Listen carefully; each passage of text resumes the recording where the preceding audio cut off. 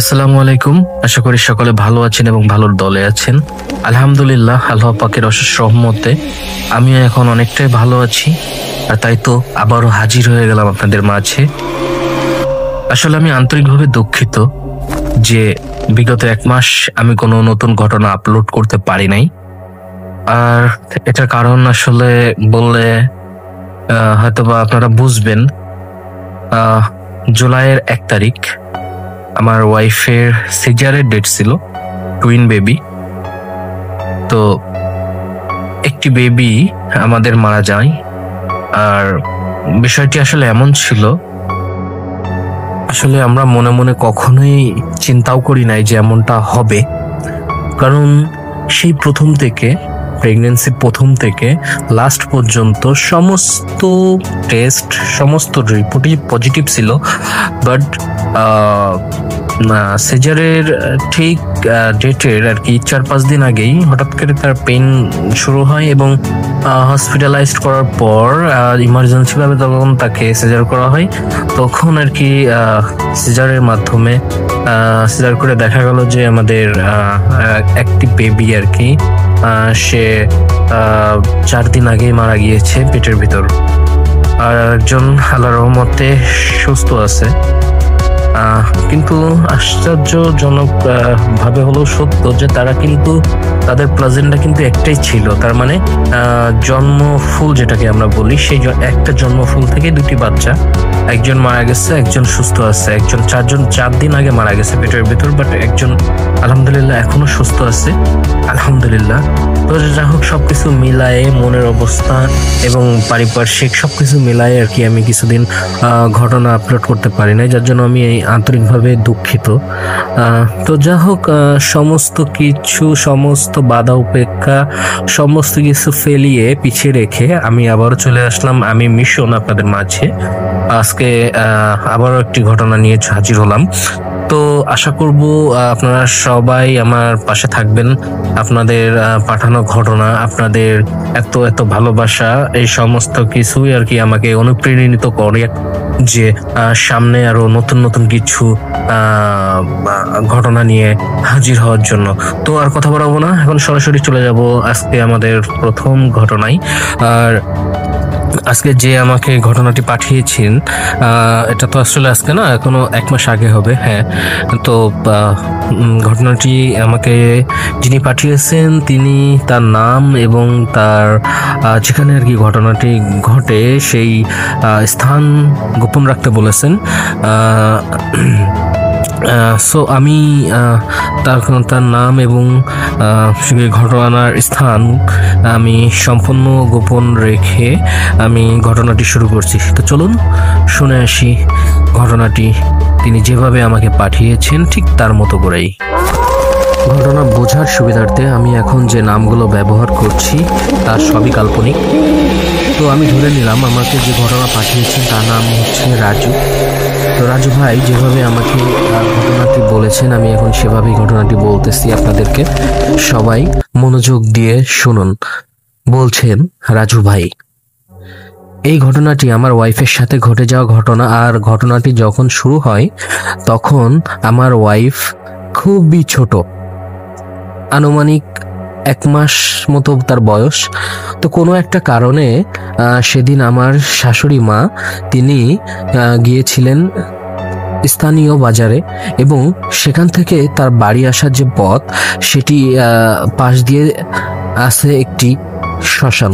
তো আমার শাশুড়ি মা কোনো কিছু তোয়াক্কা না করে তিনি সন্ধ্যার একটু আগেই সেই শ্মশানের পথ দিয়েই যাতে দ্রুত বাড়ি আসতে পারেন সেজন্য তিনি সেই শ্মশানের পথ দিয়েই বাড়ি আসতেছিলেন।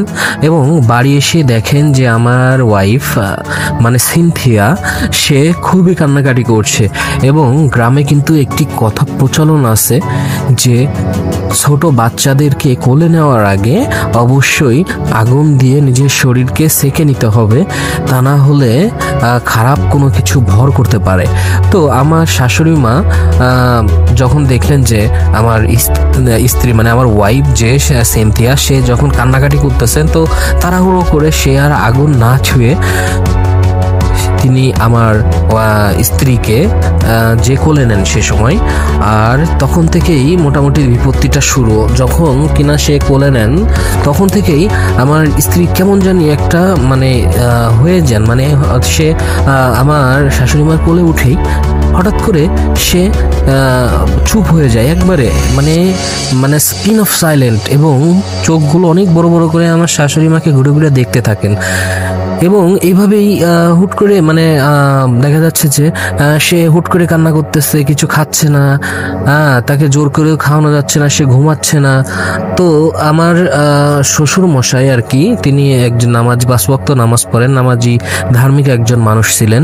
তো সে কোনো কিছু আঁচ করতে পারেন, এবং তিনি তখন আমাদের মানে আমার শ্বশুর বাড়ির এলাকার একজন কামেল ব্যক্তি কবিরাজ তাকে খবর দেন, এবং সে এসে আমার স্ত্রীকে কোলে নেন এবং কিছু সূরা কালাম পড়ে আমার স্ত্রীর গায়ে যখন ফু দেন, দিয়ে কিছুক্ষণ পর তিনি আমার শ্বশুর মশাইকে এবং শাশুড়ি মাকে বললেন, দেখুন আপনার মেয়ের পরে একটি জিনের আসর পড়ছে, মানে একটি জিন যে কিনা আপনার ওয়াইফের মাধ্যমে, মানে আমার শাশুড়ির মাধ্যমেই আর কি সে আসছেন, এবং তার নাম হচ্ছে সালমান কুরাইশি। সে একজন পাকিস্তানি জিন।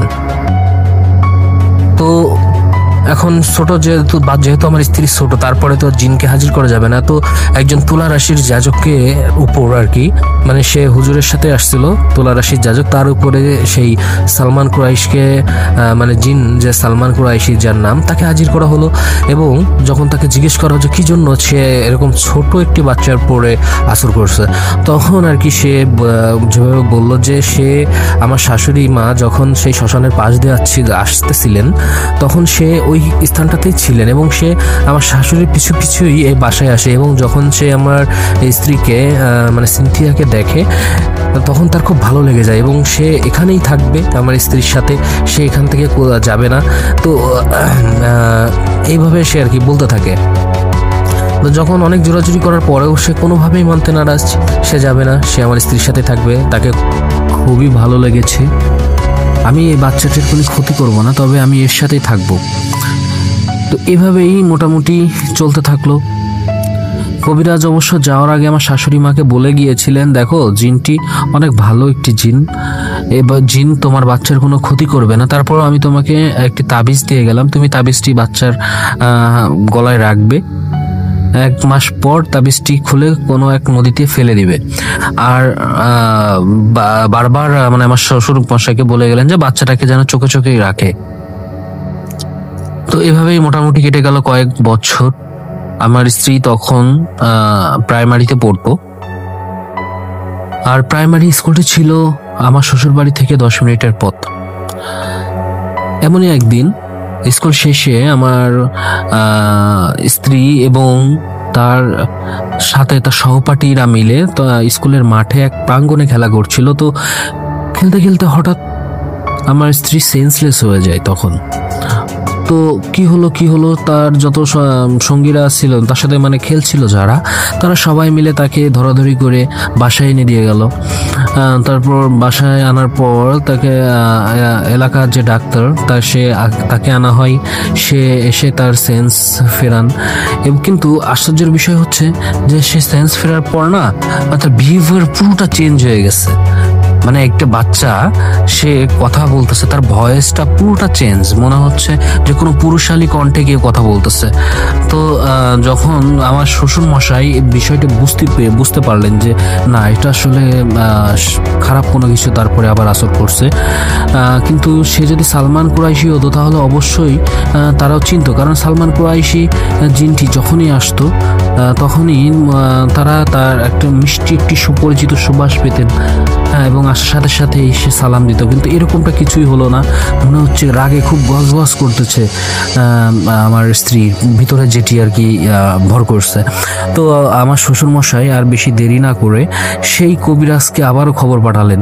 কিন্তু দুঃখের বিষয় হচ্ছে সেই কবিরাজ কোনো একটি কারণে সেই দেশে ছিলেন না, তখন তিনি কোনো একটি কারণে ইন্ডিয়াতে গিয়েছিলেন।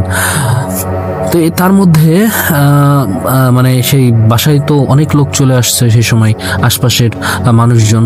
তার মধ্যে একজন বলে উঠলো, এক প্রতিবেশী আর কি, সে বলল যে আমার শ্বশুর মশাইকে যে দুলু দেখ, আমাদের গ্রামের 2 গ্রাম পরে না একটা ছেলে আছে, ছেলে থাকে আর কি, তার মা বাপ কেউ নাই, এতিম, 5 ওয়াক্ত নামাজ কালাম পড়ে, কিন্তু আমি শুনেছি সে নাকি হলো জিন পালে, হ্যাঁ, এবং মানুষের এই ধরনের সমস্যার সমাধান করে। তো চল আমরা ওখানে যাই, যে দেখি যে সে যদি কোনো ব্যবস্থা করতে পারে। এভাবেই মোটামুটি যখন কিনা আমার শ্বশুর এবং আশেপাশে আরো কয়েকজন মিলে রওনা দিল সেই অন্ধ হুজুরের কাছে, যথারীতি তারা ঠিক মতো কোনো সমস্যা ছাড়াই পৌঁছে গেল তার বাসায়। তো সেখানে যে দেখলেন যে সেই অন্ধ যেই হুজুরটি সে বাইরে দাঁড়ায় আছেন, মনে হচ্ছে যে তাদেরই অপেক্ষা করতেছিলেন। তো তাকে দেখে আমার শ্বশুর মশাই তার কাছে গেলেন এবং সমস্ত ঘটনা খুলে বলতে লাগলেন, কিন্তু তাকে অবাক করে দিয়ে সেই অন্ধ হুজুর বলতে লাগলো যে আমি সবই জানি, আসলে আপনার মেয়ের পরে যে জিনটি আসর করেছে সে হচ্ছে খুবই দুষ্টু প্রকৃতির এবং খুবই শক্তিশালী একটি জিন। সে মূলত আপনার মেয়েকে আসর করছিল যখন ওরা, আপনার মেয়ে আর কি, তার বন্ধুদের সাথে খেলতেছিল সেই স্কুল প্রাঙ্গণের বটগাছের নিচে। তখন সেই বটগাছের পাশেই এই জিনটি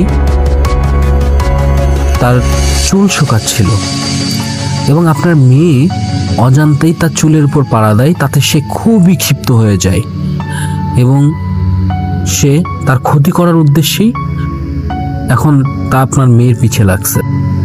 তবে ভয় নেই, দেখি আমি আমার ওস্তাদের কাছ থেকে কোনো সাহায্য পাওয়া যায় কিনা। বলে রাখা ভালো, ওস্তাদ হচ্ছে সে যে এই যে অন্ধ হুজুর যে জিনটি পালতো, সে জিনটিকে সে ওস্তাদ হিসেবে মানত এবং যখন কোনো এরকম ধরনের সমস্যায় পড়তো তখন সে তার ওস্তাদের সাহায্য নিয়েই বাকি সমাধানটি করত। তো যখন তিনি সেই ওস্তাদকে স্মরণ করলেন এবং ওস্তাদ তার উপরে ভর করে আমার শ্বশুরের উদ্দেশ্যে বললেন, ঠিক আছে, বিষয়টা আমি দেখব, সমস্যা নাই, আমি দেখতেছি, তুমি এই তেল পড়া আর এই পানি পড়াটা নিয়ে যাও, দেখবো ইনশাল্লাহ আস্তে আস্তে সব ঠিক হয়ে যাবে, তবে হ্যাঁ তোমার মেয়েকে একটু চোখে চোখে রেখো। এই বলে ওস্তাদ জিন সেই অন্ধ হুজুরের শরীর থেকে চলে যায় এবং সেদিনকের মতো আমার শ্বশুর এবং বাকি যারা ছিলেন সবাই বাসায় চলে আসলেন। তো এভাবেই চলতেছিল বাকি সময়, আলহামদুলিল্লাহ সমস্যা ছাড়াই। কিন্তু কিছুদিন পর আবার শুরু হলো নতুন সমস্যা। সমস্যাটা হচ্ছে প্রায় আমার ওয়াইফকে পাওয়া যেত না।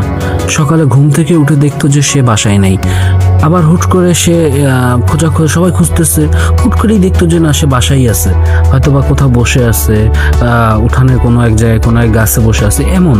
তো এইভাবে চলতে চলতে উৎপাত, মানে এই সমস্যাটা দিন যত যাচ্ছে ততই মনে হয় বাড়তেছে। এরকমই একদিন হুট করে আমার স্ত্রীকে আর পাওয়া যাচ্ছে না, মানে সকালবেলা ঘুম থেকে যখন সে তাকে ডাকাডাকি করা হচ্ছে, উঠতেছে না, তখন বাধ্য হয়ে আমার শ্বশুর ঘরের দরজা ভেঙে ভিতরে যেয়ে দেখেন যে তার মেয়ে আর ঘরে নাই, আসছে না।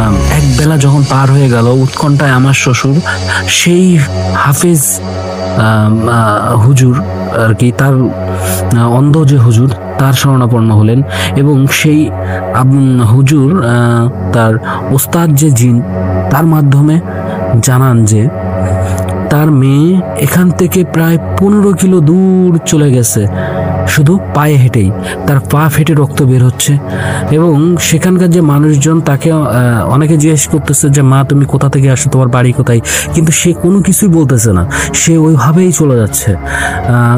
তোমরা অমুক জায়গায় আসছে, এখন তোমরা ওখানে চলে যাও যতদূর সম্ভব, তোমরা তোমাদের মেয়েকে পেয়ে যাবে, আর আমি দেখতেছি বাকিটা যে আসলে এই জিনের ব্যবস্থাটি কি করা যায়।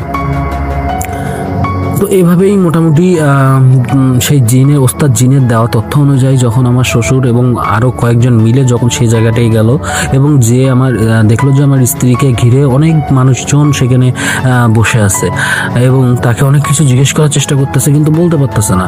তখন যখনই আমার স্ত্রী সামনে আমার শ্বশুর যে দাঁড়ালেন, হট করে আমার স্ত্রী বাবা বাবা আমাকে বাঁচাও বলে আমার শ্বশুর মশাইকে জড়িয়ে ধরলেন এবং সেখান থেকে সহি সালামতে তাকে বাসায় আনা হলো।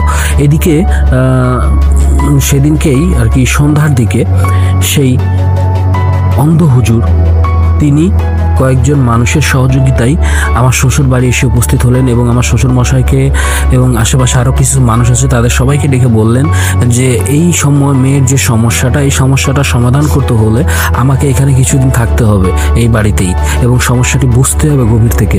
তো আপনারা যদি আমাকে অনুমতি দেন তাহলে আমি এখানে থাকবো, আজকে থেকে থাকা শুরু করব এবং আমি সেই বিষয়টি আর কি সমাধানের চেষ্টা করব। তো সেই দিন থেকেই আর কি সেই অন্ধ হুজুর এখানেই থাকা আমাদের আমার শ্বশুর বাড়িতে থাকা শুরু করলেন এবং আমার যখন কিনা যে সেই ওস্তাদ জিন আর কি সেই অন্ধ হুজুরের মাধ্যমে আমার শ্বশুর শাশুড়ি সবার সাথে যখন কথা বলতেন তখন আমার শাশুড়ি তাকে সে ওস্তাদ জিনকে ভাই বানাই, ভাই সম্বোধন করে ডাকতো। আপনারা হয়তোবা অনেকে জানেন না, অনেকে জানেন না যে জিন জাতি যারা আছে তারা কিন্তু সম্পর্ক তৈরি করতে সম্পর্ক এরকম ভাই বোন এরকম জাতীয় বন্ধুত্ব সম্পর্ক তৈরি করতে তারা কিন্তু খুবই পজিটিভ। তো যখন কিনা আমার শাশুড়ি তাকে ভাই সম্বোধন করে ডাকতো সে খুবই খুশি হতো, আর যেহেতু সে একজন ধার্মিক জিন ছিল এবং আমার স্ত্রী তাকে মামা বলে ডাকতো। তো সেই কারণে আর কি সেই জিনও আরো অতি উৎসুকভাবে আগ্রহীভাবে আরো এই জিনিসটা নিয়ে কাজ করতে শুরু করে দিল। আমি প্রথমেই বলেছিলাম যে জিনটি বর্তমানে আমার স্ত্রীর পরে ভর করেছে সেই জিনটি কিন্তু খুবই শক্তিশালী একটি নাস্তিক জিন, বিধর্মী জিন আর কি। তো তাকে পরাস্ত করা কিন্তু এতটা সহজ নয়। তারপরেও সেই ওস্তাদ জিন সে সর্বোচ্চভাবে চেষ্টা করতে থাকে তাকে দমানোর জন্য, তাকে আটক করার জন্য। তো এরকমই ভাবে একসময় সেই ওস্তাদ জিন সফলও হয়, কিন্তু তাকে সবাইকে ওয়ার্নিং দিয়ে দেয় আমাদের বাসার যে যত দ্রুত সম্ভব এই মেয়ে আমার স্ত্রীর কথা বলে, সিনথিয়ার কথা, ও মেয়ে 16 বছর হওয়ার সাথে সাথে তাকে বিয়ে দিয়ে দিতে হবে। তা না হলে হয়তোবা কখনো আমার যে বেরি দিয়ে তাকে আটকায় রাখছি হয়তোবা তার যে সহসঙ্গীরা আছে তারা যদি কখনো খুঁজতে খুঁজতে এই জিনটাকে পেয়ে যায় এবং তারা যদি সেখান থেকে মুক্ত করে নিয়ে আসে তাহলে কিন্তু আপনার মেয়েকে আর কখনো ফিরে পাবেন না। এভাবে বারবার সতর্ক করতে থাকে এবং বলে দেয় যে আমি এত বছর পর্যন্ত এই জিনটাকে এখানে আটকায় রাখতে পারবো, এরপরে আমার পক্ষে আমার ক্ষমতা দ্বারা আর সম্ভব হবে না এই জিনটাকে এখানে আটকায় রাখা। তো আমার শাশুড়ি মা যখন জিজ্ঞেস করলো যে ভাই আপনি তাকে কোথায় আটকায় রাখছেন, তখন সেই জিন আর কি বলল যে আমি তাকে সাগরের অতল গহ্বরে 4টি শিকলের দ্বারা আটকে রাখছি, যা তার পক্ষে একার পক্ষে সেখান থেকে ভেদ করা সম্ভব না। তো এভাবেই আর কি মোটামুটি আমার স্ত্রী সুস্থ হয়েও যায়। তারপর তো একসময় তার বয়স যখন 16 বছর পার হলো তখন আমাদের পারিবারিকভাবেই বিয়ে হয় এবং আমি এই ঘটনাটি সম্পূর্ণটা আমার স্ত্রীর কাছেই শুনতে পারি নাই, কিছুটা শুনে যখন আমি আগ্রহী হই এবং আমি আমার শ্বশুর শাশুড়ির সাথে যোগাযোগ করে একসময় তারা এই ঘটনার সম্পূর্ণটা আমাকে বলে এবং সত্যতা প্রকাশ করেন। তখন আমি তাকে আমার শাশুড়িকে এবং শ্বশুরকে জিজ্ঞেস করছিলাম, আচ্ছা মা এই যে জিন যাকে আপনি ভাই ডেকেছিলেন তো তিনি কি আসলে আপনাদের কাছ থেকে এই বাড়িতে যেই হাফেজ সাহেব হুজুর যে অন্ধ হুজুর ছিলেন তিনি যতদিন ছিলেন সেই আর তারপরে যখন যেই জিন হাজির হতো তো সে কি আর কি কিছু খেয়েছিল, কে খাইতো? তখন আমার শাশুড়ি বললেন যে না বাবা, আসলে তারা মানুষের বাড়ি তৈরি অনেকগুলো অ্যাভয়েড করে আর কি, খাইতে চায় না। তবে হ্যাঁ, আমাদের গাছ থেকে একটি পাকা কলা একদিন সে খেয়েছিল। তো মিশন ভাই, এটাই হচ্ছে ঘটনা আমার স্ত্রীর সাথে ঘটে যাওয়া। তারপর আর কি সেই অন্ধ হুজুর, তার সম্বন্ধে অনেক খোঁজখবর নেওয়ার চেষ্টা করেছি আমি, কিন্তু তাকে আর কখনো তার সাথে আর কি কন্ট্যাক্ট হয়ে ওঠে নাই, কারণ হয়তোবা তিনি সেখান থেকে অন্য কোথাও চলে গেছেন, কারণ আমি আগেই বলেছি তিনি এতিম ছিলেন, তার কেউ নাই। তো যা হোক, সকলে ভালো থাকবেন। আর আমার কাছে আসলে এটা ভয়ের ঘটনা নাও হতে পারে, মানে ভয় নাও লাগতে পারে আপনাদের, কিন্তু আমি চেষ্টা করছি যে যতটুকু সত্য ঘটনা ঘটছে আমি সেইটুকুই আপনাদের মাঝে তুলে ধরার চেষ্টা করছিলাম। তো ভালো লাগলে অবশ্যই মিশন ভাই আপনি লিসেনারদের মাধ্যমে পড়ে শোনানোর চেষ্টা পড়ে শোনাবেন আশা করি। আর আমার কাছে আরও ঘটনা আছে, আমি পরবর্তীতে আমি এক এক করে আপনাদের মাঝে পাঠাবো। তো ভালো থাকবেন।